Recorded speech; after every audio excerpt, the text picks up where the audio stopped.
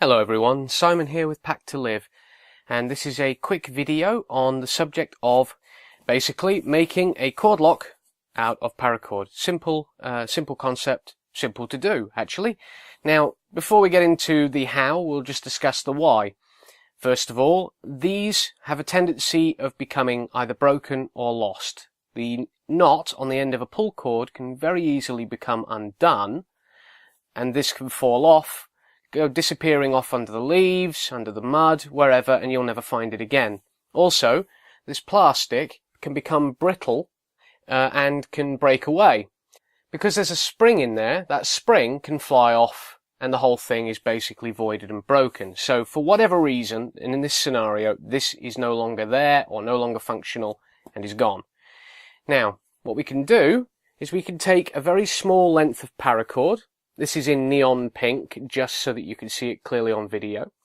This is less than a foot, melted the ends, and there will be about an inch or so spare at the end when I'm done, which I'll have to cut away.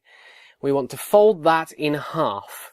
Just pop that to one side, but we'll need that folded in half.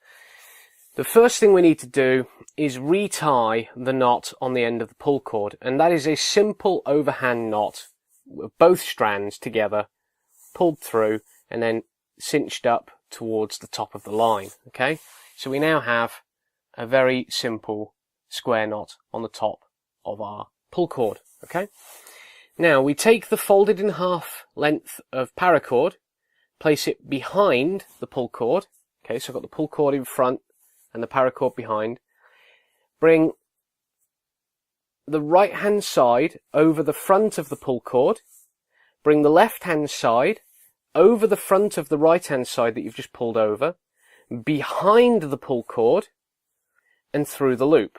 And then carefully pull the whole thing tight. Okay? You will end up with something that looks like that. Then you want to do the same thing again, but this time pull the left side over, pull the right hand side over the left side, but behind the pull cord, through the loop, and pull it back through. This is called the Cobra Weave. There are tons of illustrations on the video, on the internet, of how to perform this. But basically, we're going to perform a couple. So we want 3 loops there, 3 loops there. When we're done, we have something that looks like this. Now there is less than an inch of excess on my left-hand side. So in this case, I'd cut that back to less than 1/4 of an inch, and then I'd melt the ends back. Now I'm not going to do that in this case because I don't want a bright luminous pink cord lock on this particular Bishop's bag, which is for my DD3x3 tarp. But you know how to cut the paracord, and you know how to melt the ends back so that it doesn't come undone. And now what we have is a very effective pull cord, and that actually does stop the bag from opening. Okay, it's very easy to slide by hand, down and up. Any cord that provides enough friction to bind against the pull cord will do this same job. It doesn't take very much, and it's far better than having your Bishop's bag or another bag come open and the contents spill out everywhere at the least opportune time. And you can guarantee, Sod's Law dictates, it will come out at the worst possible moment. So this avoids that problem. The other thing is, in some cases, depending on the kind of cord lock, the amount of paracord it takes to produce a cord lock can be lighter than the original plastic cord lock.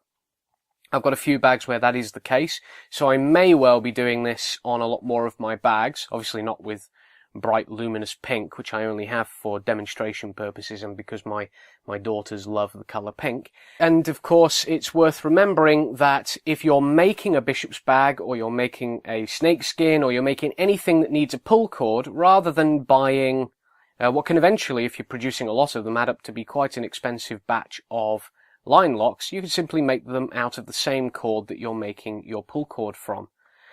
It's not just useful in the field as an emergency stopgap measure, it is actually a viable alternative at the point of manufacture. Also cheaper, because let's be honest, how many times have you ended up with less than a foot length long piece of paracord and nothing to do with it? Well, now you've got a use for all those cut ends and scrap bits of paracord you've got lying around. You can use them for this. Thanks for watching.